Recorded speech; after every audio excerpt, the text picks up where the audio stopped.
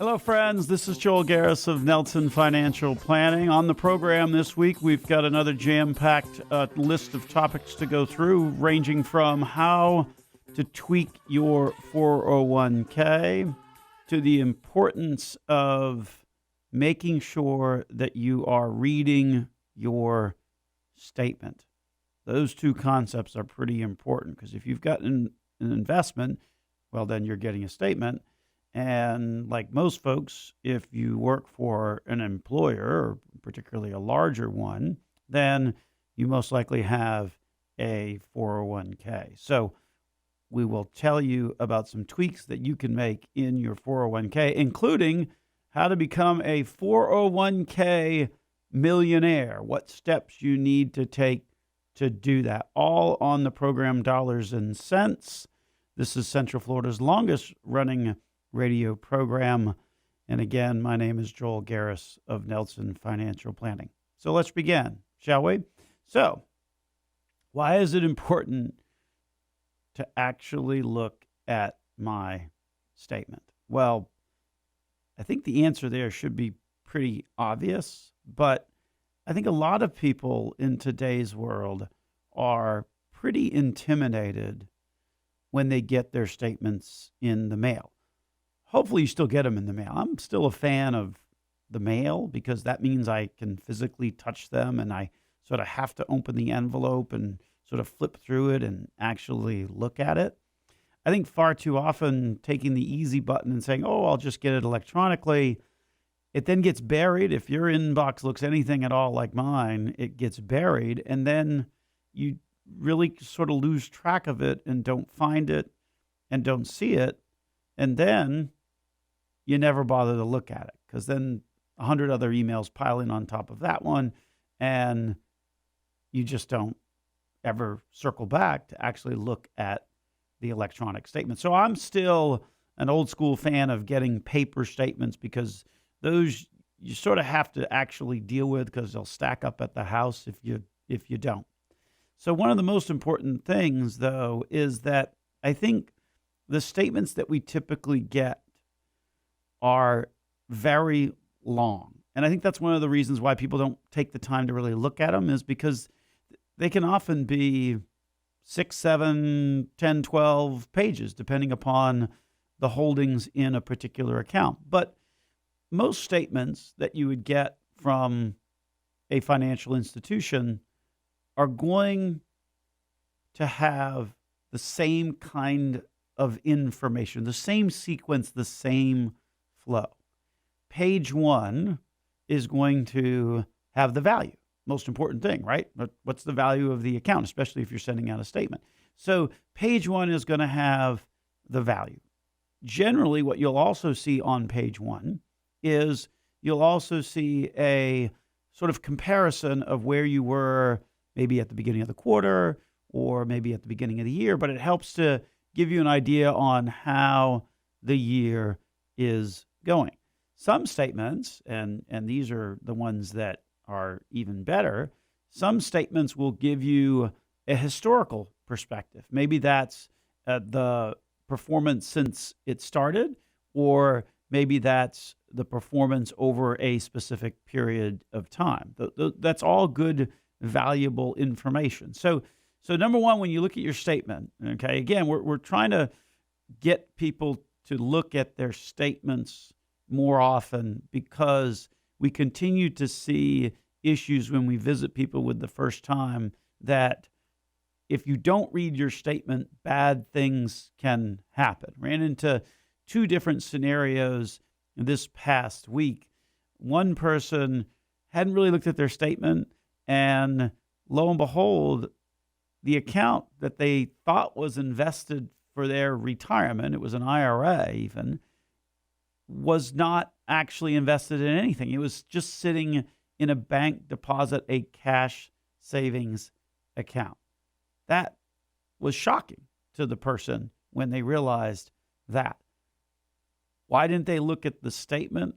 I think the answer goes back to when you're getting a 10-page statement, it's very difficult to sort of figure it out and see exactly what's going on.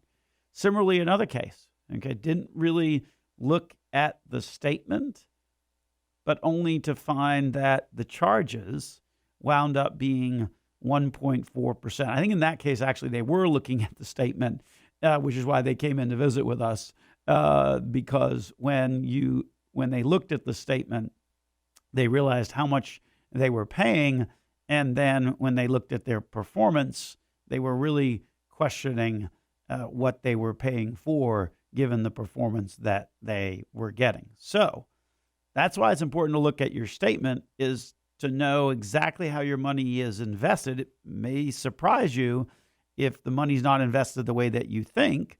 And then also important to measure not just the cost, but what the performance is after that cost. So just try and demystify that statement. Every statement, page one, is going to have the value. And it's going to have the value compared to maybe the beginning of the year or the beginning of the quarter. And then from there, most of them will have like some kind of a chart, like a pie chart, or maybe it's a bar graph, or maybe it's a line graph. Whatever the case may be, there is some type of chart that shows you what your overall investment allocation is. And sometimes they'll divide that up between stocks versus bonds versus cash. Other times they'll divide that even more. Maybe it's growth versus growth in income versus bonds, or they may even divide it up specifically among the funds. The important part of that piece is to make sure that you have a handle then on what your overall investment allocation looks like. From there, then there is typically some kind of a performance number on the statement. And that also becomes very important, because that performance number is one that obviously gives you the best temperature for how the investment is actually doing. So that performance number, which is usually sort of after the value, maybe after the pie chart, maybe it's before the pie chart or the bar graph, but somewhere in there, there's the performance. And the most important thing when you look at performance is not just what the performance has been on the statement that you're looking at, but what the performance has been over a longer period of time. If you're fortunate on your statement, you'll also see a comparative. Maybe there'll be a comparative to the overall markets or what have you, but then that comparative is even more valuable, because then you can see, okay, here's how I'm doing relative to what the overall markets or the broad-based global economy, as measured by the stock market, is doing. Also, very good information. So really, the really important information on any statement is usually found within the first couple of pages. Okay, value, relative value from a prior time, pie graph, bar chart, line graph, whatever the case may be, that shows you sort of what the allocation is, and then the performance. Those are the three most important things that can be found on the first couple of pages, typically, of any statement you get financially. And those are the first two pages that you want to pay the most amount of attention to. When we get back from the break, we're going to go into the rest of the part of that 8, 10, 12-page statement that you're going to get, and explain the rest of the parts as well, in our effort to sort of demystify the typical statement that investors get here on Dollars and Cents with Joel Garris of Nelson Financial Planning on News Radio 93.1 WFLA. Back to the program, ladies and gentlemen. Joel Garris of Nelson Financial Planning here on Dollars and Cents, Central Florida's longest-running radio program, broadcasting live on News Radio WFLA Orlando, and streaming all over the place, whether it be the audio version that we put up on any of the number of podcast providers out there. If you're interested in trying to find your favorite podcast providers, just simply go to our website at nelsonfinancialplanning.com. We typically post those on Monday morning, so it is available tomorrow. And then if you go to our Nelson Financial Planning channel on YouTube, you'll get the opportunity to see the full-length video of the program itself. From there, we also do a little snippet that we put up on Facebook that gives you an overview of the topics that we have on the program each and every week. So all kinds of ways to join in if you miss the live program on News Radio WFLA Orlando. So on this program, we're talking a little bit about the importance of reading your statement. I think far too often people elect for the electronic version, and I understand why. It saves trees and you don't have a bunch of stuff piling up in your mailbox, and that's fine. My concern primarily is if your email looks anything like mine, it gets piled in with a lot of stuff. And because of that, that means that you lose track of that email that came with your statement. And you forget to click on it, you forget to open it up, you really kind of forget to look at it. I often think that mail, maybe I'm just a little old school, but mail, you've got to touch it, you've got to deal with it, it stacks up on the dining room table, and that sort of forces you to actually open it up and look at it. Why is it so important to look at your statement? Well, it should be sort of self-evident, right? You want to look at your statement to see how your investments are doing. But beyond that, we've seen a couple of scenarios this past week that folks didn't realize that their money wasn't actually invested. I mean, can you imagine that, thinking that your account had actually been invested for the past few years, only to find out that it had simply been sitting in cash for Lord knows how long? I mean, that is a good reason to want to digest your statement. And then another scenario that came up with someone coming into the office for the very first time dealt with the cost, and not just the cost, but also the performance relative to the benchmark as well. In that case, they had been reading their statement and understood exactly what the numbers were that they were seeing, which is why I suppose they were coming in to see us, because they weren't happy with what they had. The importance of reading that statement is so important because that's got information that you as an investor want to look at, want to be able to understand. And I think far too often we just get a little intimidated. A 10-page statement, you kind of give up on it. And so what we're trying to do on this program today is to kind of demystify it. And really, the focus of your attention should be on the first couple of pages. Those pages are going to have the value. They're going to have the value relative to some starting date. They're going to have some kind of a pie chart or a bar graph or a line graph that gives you, maybe shows the performance, but more importantly, also shows you the overall allocation or the overall holdings. You want to see that pie chart. If it's a pie chart, you want to see different pie. You want to see different slices of that pie on that pie chart, not a single color pie, because that means that you only own one thing. And you don't necessarily, when you look at the pie chart, you don't want there to be one giant slice, if you will, of that pie, because that would mean that you're over allocated into one particular fund. So the role of those pie charts are pretty important. And then the next important piece of information is, of course, the performance. The performance should somewhere be on there, typically at the beginning of the statement.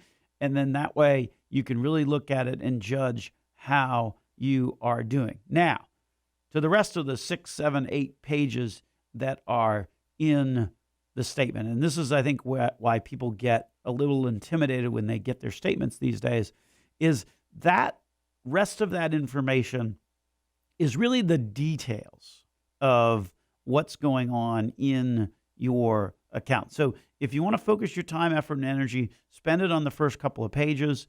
The rest of the information that's in there is really just the details. What was bought, what was sold, what was reinvested. And typically it breaks down by fund. Well, some statements break it down by fund and then the transaction history in that particular fund.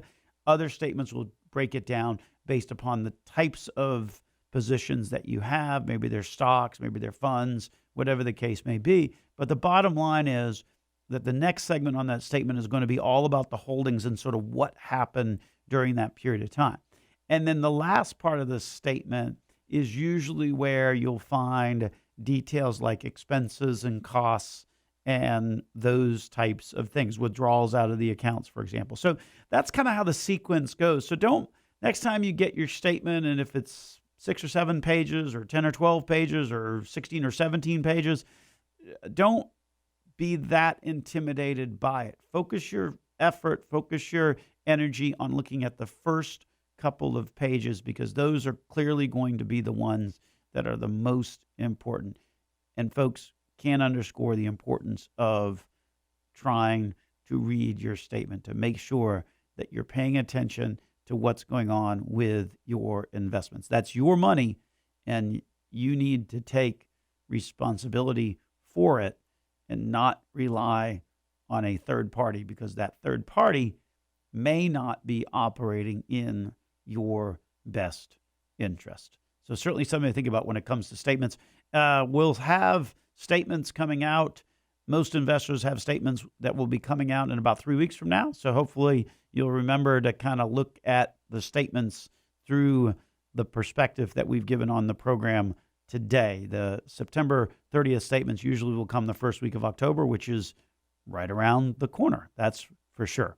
So next on the program, we're going to talk about some of the 401k tweaks, including how to be a 401k millionaire. And so for the 401k, what studies have revealed is that most people do not change their contribution rate over the course of their work history. What that means is that as your income is going up, your 401k contribution just simply stays at the same percentage. The reality is what you want to do is, as your income is going up, you need to get in there and change how much you're contributing. Because if you're getting a salary increase, what you should be doing is trying to save a healthy portion of that increase. And the only way that you can do that is if you go in and try and adjust the contribution rate. Far too often, what studies show is that folks don't change the contribution rate on their 401k. Fortunately, there's been some legislation of late that sort of encourages not just enrollment through auto-enrollment, but also encourages automatic step up in contribution levels. And that's a very good thing. We'll talk more about that, plus other tweaks that you can do with your 401k, including how you too can become a 401k millionaire, when we get back here on Dollars and Cents with Joel Garris, Nelson Financial Planning, News Radio WFLA, Orlando. Welcome back, ladies and gentlemen. This is Joel Garris of Nelson Financial Planning. You're listening to Dollars and Cents, Central Florida's longest-running radio program, airing live on News Radio WFLA, Orlando.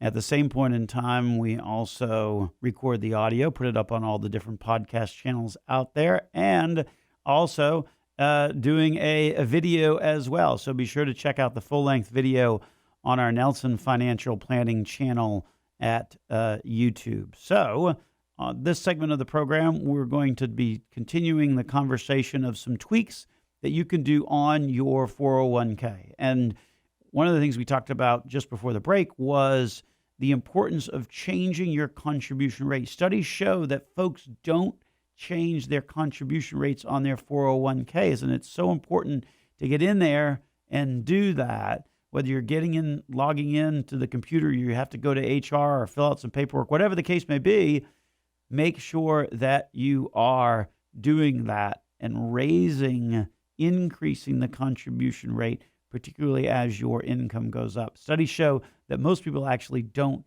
do that, unfortunately. And there is some legislation that has passed that does encourage auto-enrollment and does encourage auto increases, or at least gives folks the opportunity to select those features. I would certainly encourage you to select those features if that's available to you on your plan. If you check the box that says, I want auto increase on my contribution, then guess what? You don't have to worry about doing it or not doing it. It'll happen automatically. We highly encourage that approach. Speaking of 401ks and tweaks to do on the 401ks, one of the things that we don't encourage is this notion of taking a 401k loan. It's amazing to me how easy it is to take a loan on your 401k. In some cases, it's as easy as logging in, signing on, and simply clicking a few buttons. The problem with that is that means that money is no longer there to be able to grow and compound for your retirement. What it also means is that now you're paying back to the plan money that was already there. Because when you take a 401k loan, then you've got to then turn around and pay that back. And typically you have to pay that back within a 5-year period of time. So depending on how much of a loan you took, you might very well have a much larger portion of your paycheck going out than what you originally had because you've got to make the loan payment. The biggest trap with 401k loans is what happens when you change employers. Look, we all know the studies that say that there's a much higher level of job changing happening in the workforce today than there was 30 years ago. Some estimates say that the average employee today spends about 3 years on any given position with an employer before they will move off to a different employer. Well, what happens when you move? If you've got a loan on your 401k, that means that all of it is due and payable, or it winds up being treated as a distribution. And if you're under 59 and a half, not only will that distribution be taxable as ordinary income, but you will also have to pay a 10% penalty on that amount. So that's the really big trap that exists with respect to 401k loans, is that if you're like the average employee out there and you go through a number of job changes during the course of your career, you're going to fall into a pretty big trap if you change jobs and still have a 401k loan. That's why we're generally not particularly big fans of doing a 401k loan in the first place. Another item to really tweak the 401k about is, of course, the allocation. Make sure you're not too conservative on an account that's going to have to be generating growth for the years between now and when you get to retirement. And then even more so in retirement, you're still going to need some level of growth because you need that growth to cover the income that you want to be getting in retirement. And we'll probably have time to do this on the program. We'll talk a little bit about the role of inflation and how much that affects your amount of money that you need in retirement. That's going to surprise you because of how big those numbers are over the course of your retirement. So make sure, if you're looking at your 401k and you want to tweak it a little bit, make sure that you are looking at that underlying investment allocation and particularly drill down into those target date funds. Those target date funds are very popular. Make sure you drill down and make sure that the target date fund that you have isn't too heavy on the bond side. That's a typical problem that we see these days, is that people just picking these target date funds thinking that, oh, I'm going to retire in X year, so that's the fund that I'm going to take.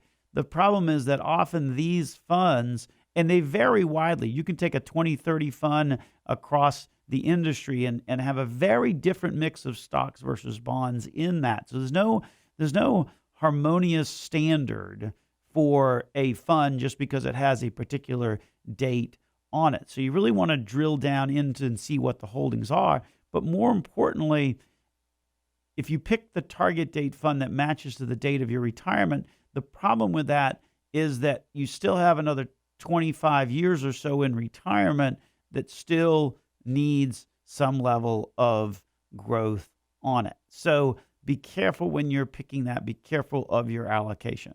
Okay, so now we turn to the most important teaser that we've done on the show, which is how you too can become a 401k millionaire. And we're not going to have a show where you have to go up on the board and who wants to be a millionaire. This is something that anybody can do. And it starts when you're young, as any good investment result does. It starts when you're young. So if you are in your 20s and you simply put $500 away per month and you give it some time, because after all, that's how great investment results are achieved, is over time. You give it some time. By the time you are in your early 60s, if you've done that consistently each and every month, and assuming just a 7% return, which is actually a little bit lower than what the markets have done over the course of the past 80 years, guess what? You too can be a 401k millionaire. The good news on that is there are more 401k millionaires out there than ever before. So there's more and more people doing the right stuff with their 401k, and that's really great and exciting news. But how do you do it? It starts early, and it starts often, and it starts with consistency, but it doesn't have to start with a lot of money. We'll wrap up that piece of the 401k millionaire conversation when we get back after this break here on Dollars and Cents with Joel Garris of Nelson Financial Planning on News Radio WFLA Orlando.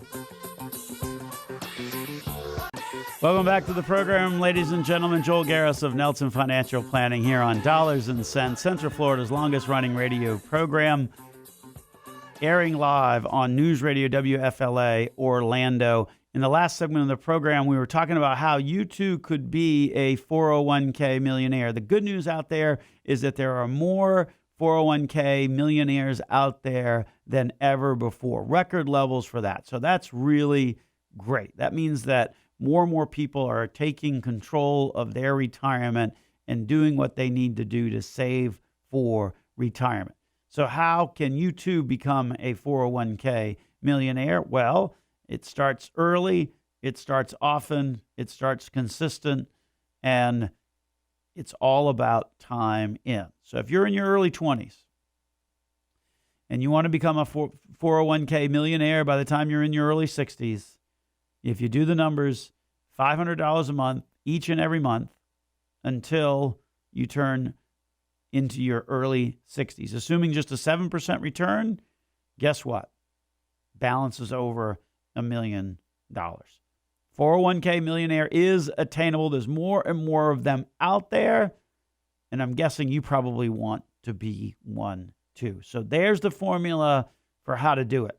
Time in, be consistent, make sure you increase that contribution rate as well as your salary goes up, and start early and keep doing it.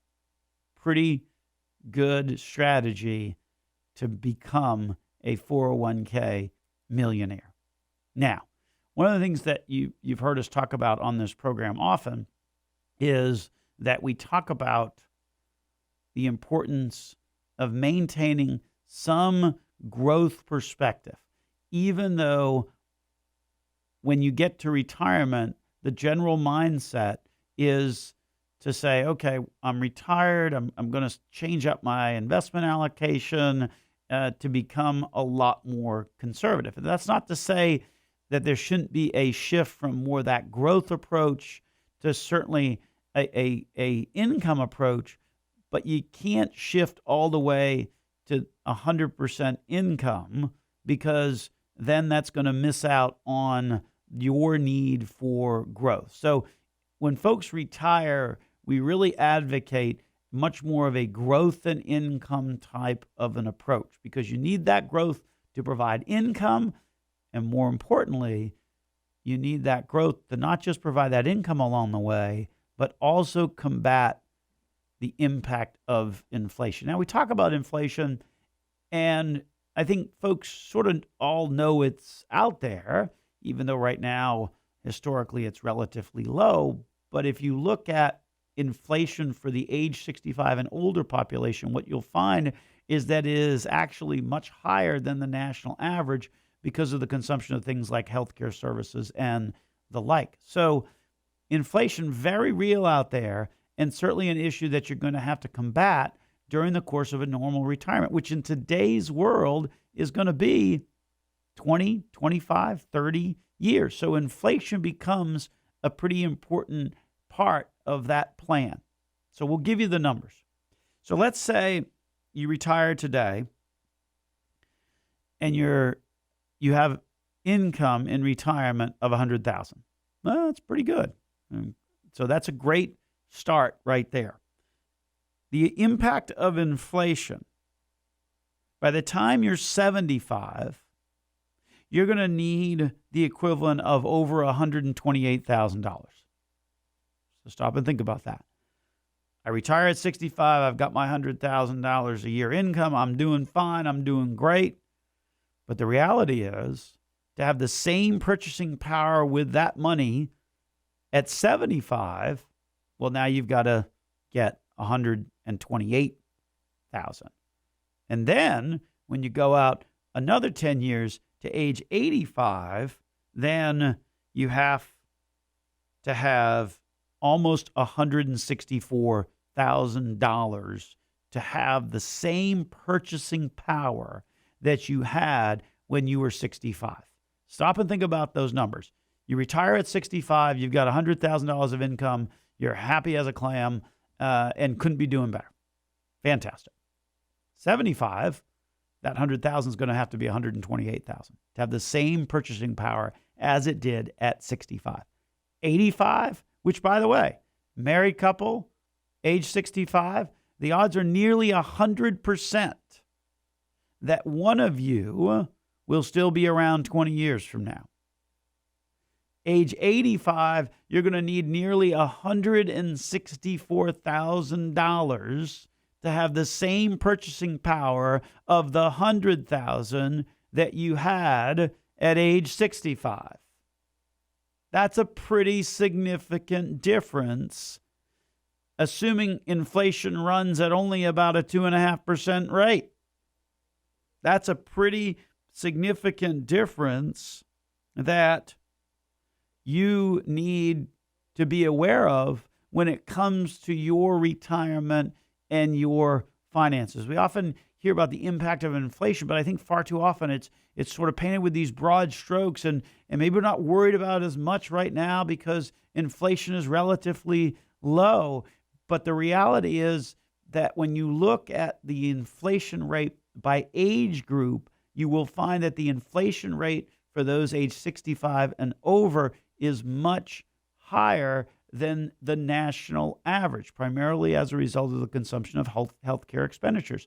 So consequently, you can't retire at 65 and go straight into an income portfolio. It will not work because all that income portfolio will do is generate the same amount of income. The problem is that 10 years later, you're actually going to need $128,000. And then 10 years after that, you're going to need $164,000 in order to have the same purchasing power as what you had, assuming $100,000 of income at retirement. Folks, that's why we stress all the time on this program the importance of maintaining an investment allocation that still has a pretty good portion on the growth side, because far too often what we see time and time again is an overweight on the bond side as people are approaching those retirement years, and particularly in those retirement years. But that really ignores the impact of inflation. Inflation's not going anywhere. Inflation's been around. So if you don't want your standard of living decreasing in retirement, then you have to have some portion that's on the more growth side of the equation. Stop and think about those numbers again. You retire at 65 with $100,000 of income. Everything's great. Everything's fine. But by 75, you're going to need 128 to have the same purchasing power you had at age 65. And by the time you reach age 85, you're going to need 164,000. That's a pretty significant difference. And to me, that says you better make sure that there is some growth components to the portfolio during the course of retirement. Otherwise, your standard of living is going to go down because the effect of inflation is going to eat away at it, let alone the effect of taxes, which is a whole nother show and a whole nother conversation. But the reality is we're running out of time for this show, so we'll just mention that as an addendum to the importance of growth in the portfolio as a retiree. So we'll wrap it up and get on out of here. Thank you all for listening in to the program. This has been Dollars and Cents, Central Florida's longest running radio program. My name is Joel Garris of Nelson Financial Planning, and the station you're tuned into is News Radio WFLA Orlando.